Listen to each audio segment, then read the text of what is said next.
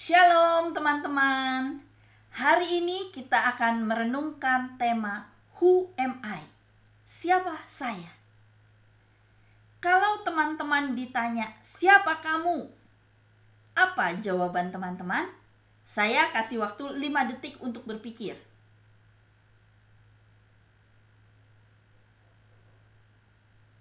Ya, waktunya habis. Kalau saya ditanya siapa saya, ini jawaban saya. Nama saya Katarina Novianti Sugita, biasa dipanggil Novi. Saya lahir di Bandung, tanggal 21 November tahun 19 ... Alamatnya di Jalan Setiabudi, Bandung. Pekerjaannya penerjemah dari bahasa Inggris ke Indonesia dan Indonesia ke Inggris. Hobinya main musik. Ini jawaban saya. Bagaimana dengan jawaban teman-teman? Saya rasa jawaban teman-teman juga mirip. Biasanya kalau orang ditanya, "Siapa kamu?" maka dia akan mulai menyebutkan nama, lalu menyebutkan usia, alamat, pekerjaan.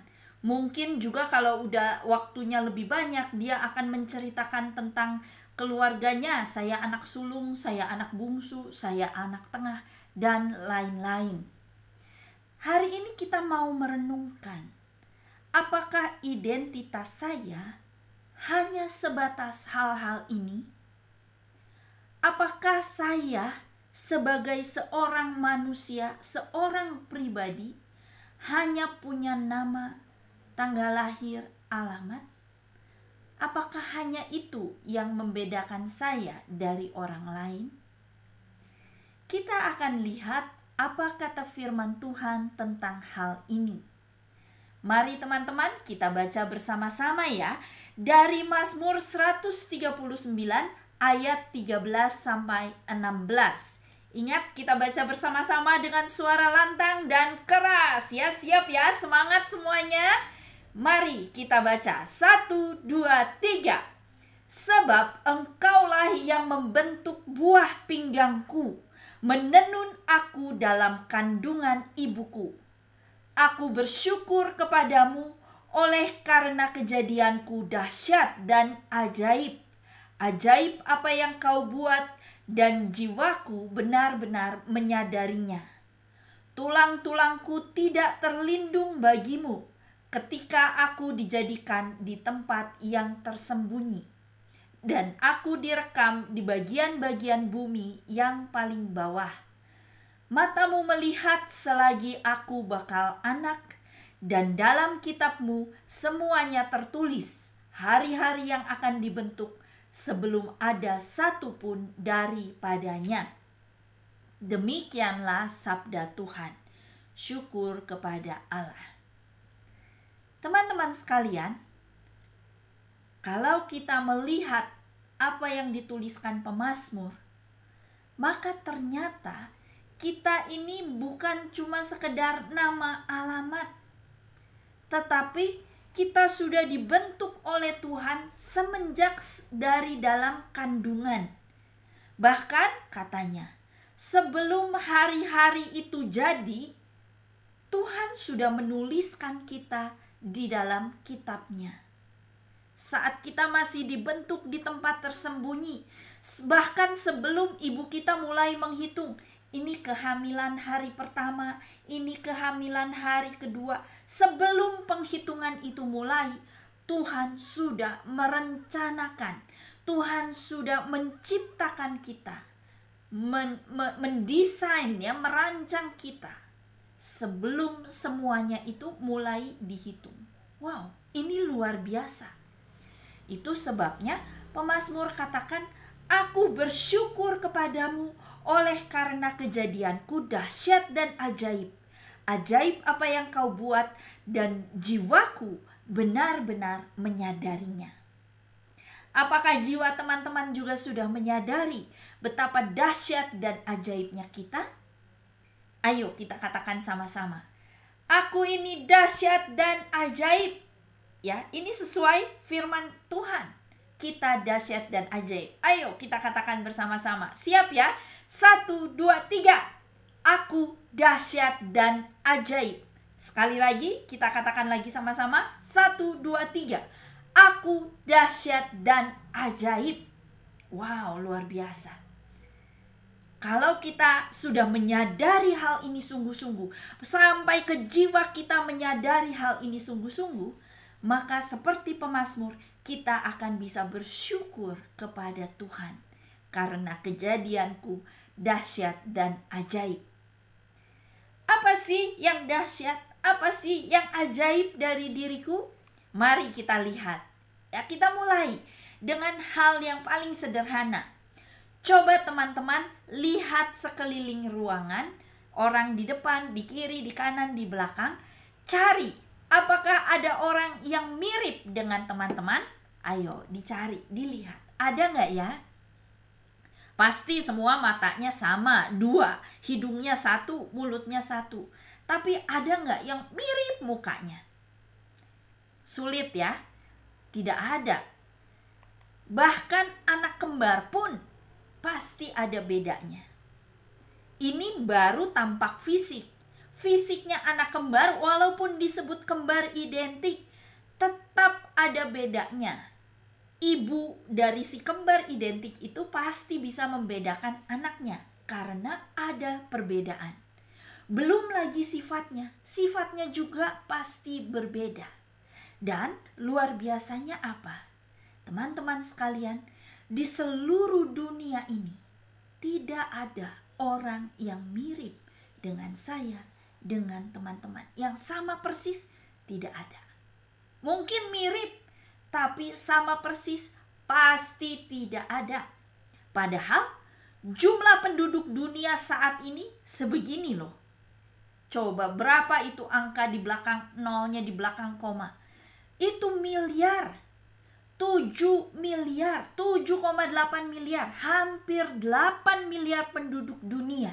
Bayangkan, waduh, 8 miliar itu sebagaimana ya? Berapa banyaknya? Penduduk Bandung aja nggak sampai miliar.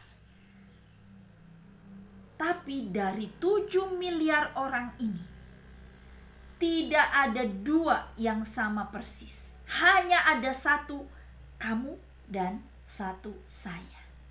Oh, keren ya. Hanya ada 1 diri kita di seluruh dunia. Dan bukan hanya itu. Sejak awal mula dunia diciptakan dulu sampai sekarang, hanya ada 1 orang yang seperti ini. Di seluruh dunia, di sepanjang masa, hanya ada 1 kamu dan saya. Yang namanya Novi mungkin banyak, yang namanya Muhammad mungkin banyak, yang namanya Agus mungkin banyak.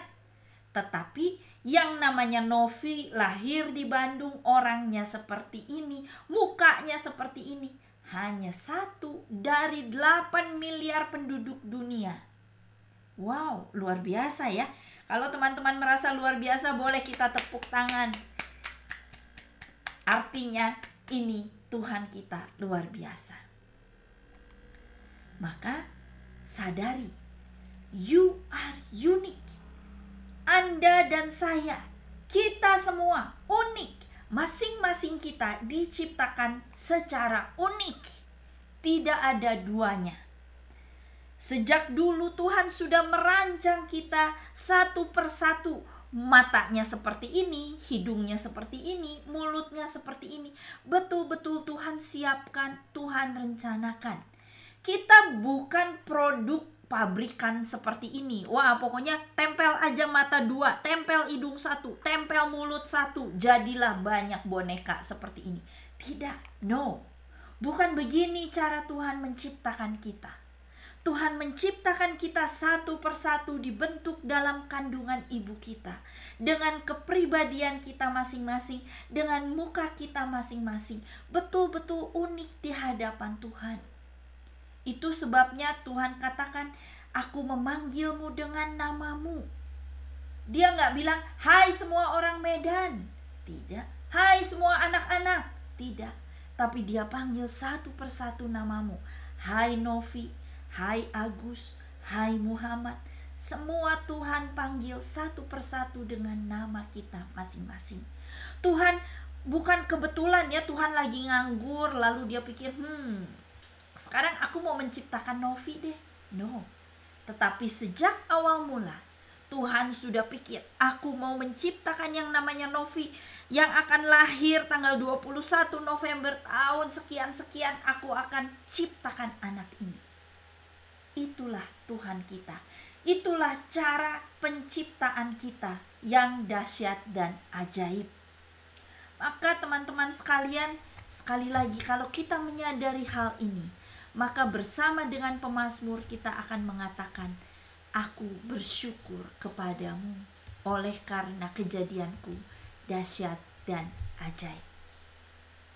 Nah, sekarang kita akan lihat lebih lanjut ya. Itu tadi baru kedahsyatan yang pertama. Fisiknya unik, beda setiap orang. Apalagi sih yang membentuk kita, yang membuat kita jadi unik satu sama lain? Apa yang membedakan saya dari orang lain? Ada 5 hal yang membedakan saya dari orang lain. Kalau disingkat kita bisa sebut shape ya. Itu bahasa Inggris artinya bentuk, S-H-A-P-E. Inilah yang membedakan kita dari orang lain. Ayo teman-teman bilang sama-sama shape. 1, 2, 3. Shape. Apa nih yang membedakan kita? S yang pertama adalah spiritual gifts atau karunia rohani. Setiap kita punya karunia rohani kita masing-masing. Wah, kalau dengar kata karunia mungkin kita langsung membayangkan karunia itu berarti karunia menyembuhkan ya. Kalau mendoakan orang lumpuh langsung berjalan, orang buta melihat. Itu karunia penyembuhan. Bukan. Tetapi setiap kita yang dibaptis, kita juga punya karunia lain. Ya, itu juga karunia. Tetapi ada karunia yang kita gunakan sehari-hari, yang berguna dalam hidup kita sehari-hari, yaitu 7 karunia Roh Kudus. Ini dimiliki oleh kita semua. Karunia kebijaksanaan, karunia pengetahuan, karunia takut akan Allah, karunia nasihat, karunia keperkasaan, karunia kemurahan hati. Ini semua adalah karunia yang kita miliki. Dan ini yang membedakan kita dari orang lain. Apa karuniamu? Mungkin engkau punya karunia nasihat. Orang-orang senang datang padamu minta nasihat. Mungkin engkau punya karunia keperkasaan yang bisa menanggung apapun yang terjadi dan tetap bersyukur dan bersuka cita. Apa karuniamu? Terkadang karunia kita hal-hal yang simple, yang sederhana. Karunia senyuman. Kalau orang melihat senyuman kita, mereka langsung terhibur. Atau mungkin karunia ketelitian, itu juga karunia. Semua ini membentuk kita. Karunia, spiritual gifts. Itu tadi S ya, spiritual gifts. Lalu ada H, heart, atau biasa kita sebut passion. Passion saya di musik. Passion saya menggambar. Ya, itu hati kita. Dan di mana hatimu berada, biasanya kita akan bisa melakukan itu lebih baik daripada orang lain. Misal, ada orang-orang yang passionnya memasak. Artinya, kalau dia memasak sesuatu, biasanya lebih baik dari orang lain. Kalau dia memasak sesuatu, biasanya dia akan memasak dengan penuh semangat, lalu dia juga semangat mencari tahu. Apa nih ilmu memasak yang baru? Apa nih resep-resep baru? Karena passionnya di situ. Tetapi harus kita bedakan antara H dan A, yaitu ability, keahlian. Passion belum tentu ahli. Mungkin saya passionnya masak, tapi setiap kali saya masak kurang asin, keasinan, nggak pernah enak. Karena saya nggak punya keahlian memasak. Saya jarang memasak, saya belum pernah belajar masak. Jadi saya tidak ahli memasak. Maka keahlian keahlian ini beda sama passion. Kalau passion tuh sesuatu yang saya suka, tetapi keahlian itu lebih kepada sesuatu yang saya bisa lakukan lebih baik daripada orang lain. Mungkin saya pintar nyanyi, nggak perlu les nyanyi, suaranya udah bagus dari lahir. Nah, ini keahlian. Atau mungkin saya pintar menghitung. Kalau saya lihat angka, saya bisa hitung di luar kepala. Oh, 10.500 dikali 5.400 jadi berapa, saya bisa hitung di luar kepala.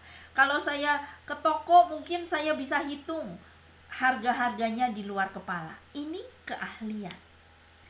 Atau ada juga keahlian yang simple, yang sederhana, bukan sesuatu yang wah luar biasa, tetapi keahlian yang sederhana. Keahlian menghibur orang. Orang merasa terhibur saat bicara dengan kita. Atau mungkin keahlian, kalau cowok-cowok mungkin keahlian mekanik ya. Kalau saya memperbaiki sesuatu biasanya langsung jalan. Kalau saya membuat sesuatu langsung jadi ya. Tangan saya terampil, ini juga keahlian. Dan belum tentu orang lain punya keahlian itu. Sesuatu yang bagi saya mudah, mungkin bagi orang lain sulit. Tapi seringkali kita jarang menyadarinya. Maka hari ini mari kita coba sadari, kita coba renungkan, apa ya passion saya? Apa keahlian saya? Apa bidang-bidang yang bisa saya lakukan lebih baik dari orang lain? Ini boleh kita renungkan. Berikutnya, P, personality atau kepribadian. Setiap kita punya kepribadian kita masing-masing. Kalau menurut ilmu psikologi, ada 4 tipe kepribadian besar: melankolis, sanguin, kolerik, dan juga plekmatis. Tidak ada yang jelek dari 4 kepribadian ini. Masing-masing punya kelebihan dan kekurangannya. Misalnya, orang melankolis itu biasanya perasa. Kalau ada apa sedikit, hari hujan dia langsung murung. Aduh, kok hujan lagi, hujan lagi. Kalau misal ada yang bicara sesuatu kasar, dia langsung sedih, itu melankolis. Tapi ada kelebihannya.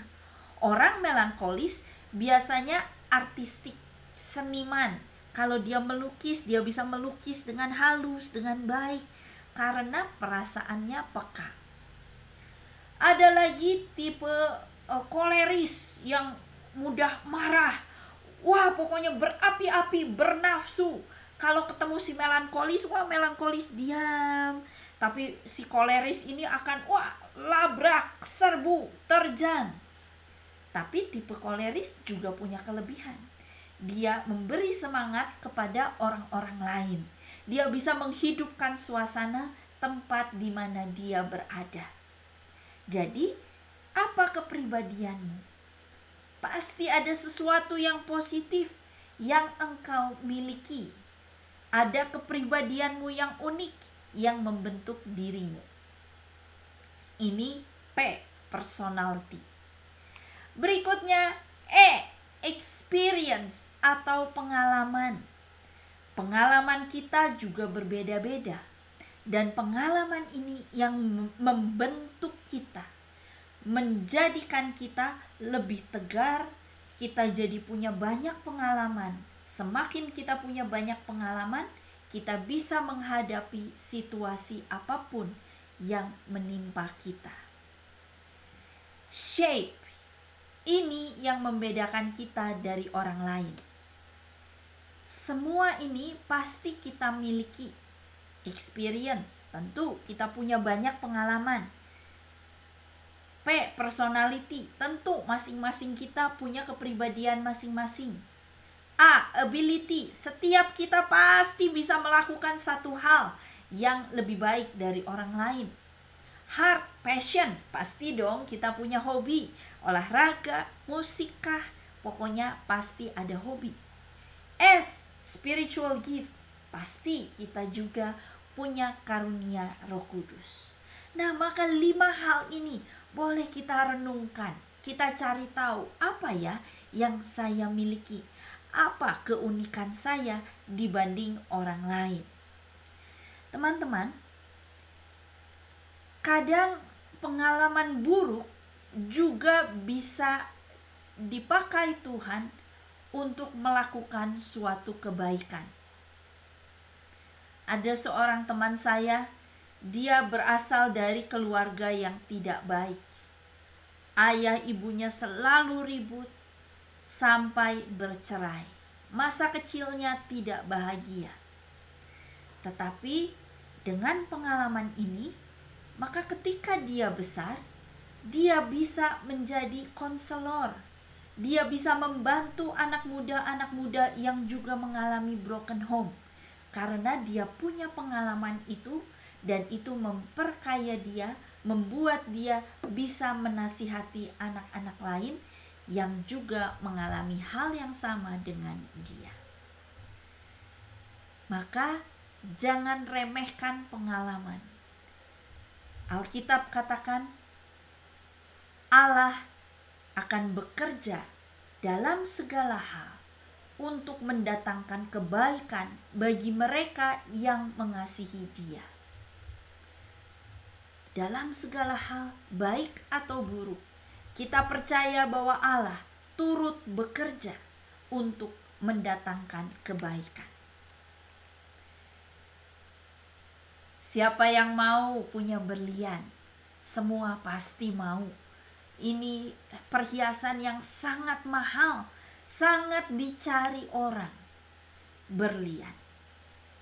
Tetapi tahukah teman-teman, dari mana sih berlian ini datangnya? Berlian itu bukan bikinan pabrik, tiba-tiba dibuat berlian. Tidak. Berlian ini adalah bebatuan yang didapatkan dari dalam bumi. Jadi harus digali, dicari mana ini batu berlian. Dan batu berlian ini kenapa bisa seindah ini? Karena batu berlian ini sudah mengalami banyak hal, sudah diproses dengan begitu keras. Dia mengalami tekanan 350 ton. Bayangkan, karena berlian adanya di dasar bumi. 350 ton dia ditekan, itu sebabnya jadi indah. Bukan cuma tekanan, berlian juga mengalami panas. Karena bumi itu kan panas. Panasnya sampai 1200 derajat Celcius. Dan setelah berlian mengalami tekanan dan panas yang begitu tinggi, dia menjadi bentuk yang sangat indah, sangat mahal harganya, sangat dicari orang. Maka teman-teman sekalian, kalau kita juga mengalami tekanan, mengalami situasi yang panas, rasanya tidak tertahankan, percayalah bahwa saat itu Tuhan sedang membentuk teman-teman semua agar setelah proses ini selesai, kita boleh menjadi bentuk yang indah di hadapan Tuhan, seperti berlian ini. Yesaya 49 ayat 8 katakan, "Lihat, aku telah melukiskan engkau di telapak tanganku, tembok-tembokmu tetap di ruang mataku." Di negara Jepang, kalau ada cowok naksir sama cewek, cewek suka sama cowok, maka si cewek ini, si wanita ini, anak gadis ini, dia akan menuliskan nama orang yang dia taksir itu di telapak tangannya. Lalu setelah dia tulis nama si pria ganteng ini, dia taruh di hatinya. Jadi pria ganteng ini dekat di hatiku. Ya, itu di Jepang. Dan ternyata Tuhan juga melakukan hal yang sama. Tuhan katakan, "Aku telah melukiskan engkau di telapak tanganku. Tembok-tembokmu tetap di ruang mataku." Artinya mata Tuhan selalu melihat kita dan hatinya selalu ada di dekat kita. Tuhan menuliskan kita di telapak tangannya supaya berada dekat dengan hatinya. Tuhan sangat mengasihi kita. Dia sudah menciptakan kita begitu dahsyat dan ajaib. Dan Dia ingin membentuk kita menjadi suatu bentuk yang indah, berlian yang indah di hadapannya. Inilah kita. Apapun pandangan dunia tentang diri kita, kita tahu bahwa di hadapan Tuhan kita dahsyat dan ajaib. Maka sebagai penutup teman-teman sekalian, saya ingin ajak kita sama-sama baca lagi ayat ini. Hayati sungguh-sungguh, rasakan dan sadari sungguh-sungguh, aku ini sungguh ciptaan yang dahsyat dan ajaib. 1, 2, 3. Aku bersyukur kepadamu oleh karena kejadianku dahsyat dan ajaib. Ajaib apa yang kau buat dan jiwaku benar-benar menyadarinya. Mari saat ini kita hening sejenak. Pejamkan mata teman-teman.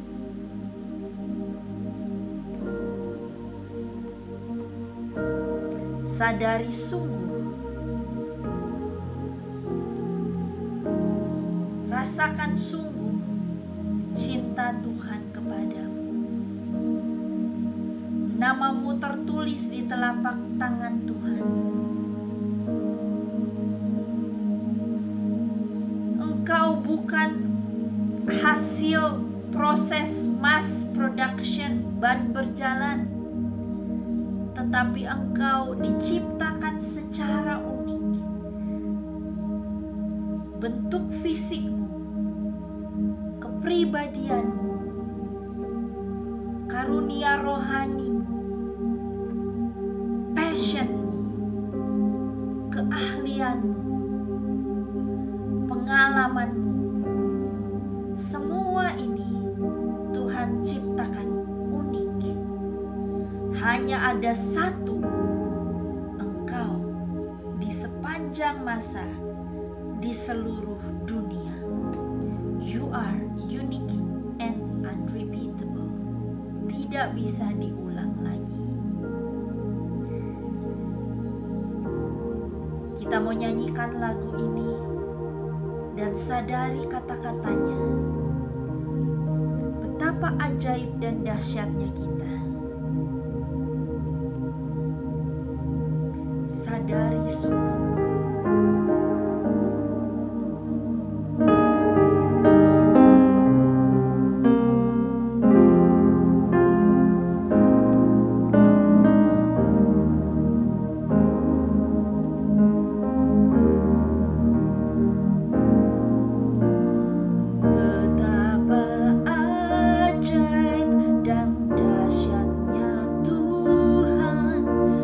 Kejadianku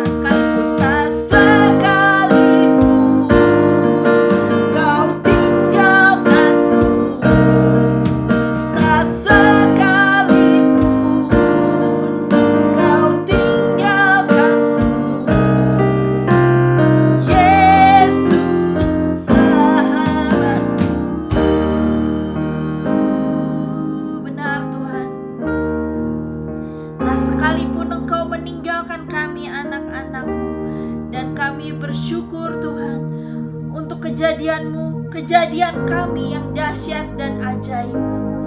Engkau ciptakan kami seturut gambar dan rupa-Mu. Sejak awal mula dari kandungan ibu kami, Kau ciptakan kami dengan begitu dahsyat, begitu ajaib. Dan Engkau tidak pernah meninggalkan kami barang sedetik pun. Sampai sekarang Engkau terus berproses di dalam diri kami. Karena Engkau ingin menjadikan kami bentuk yang indah di hadapan-Mu. Ini kami Tuhan, anak-anak-Mu. Kami mau serahkan diri kami. Kami mau serahkan hidup kami kepadamu. Karena kami perlu Engkau. Kami perlu kekuatan-Mu. Agar kami bisa melewati proses ini.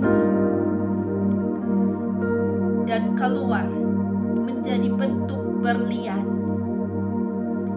yang indah di mata-Mu.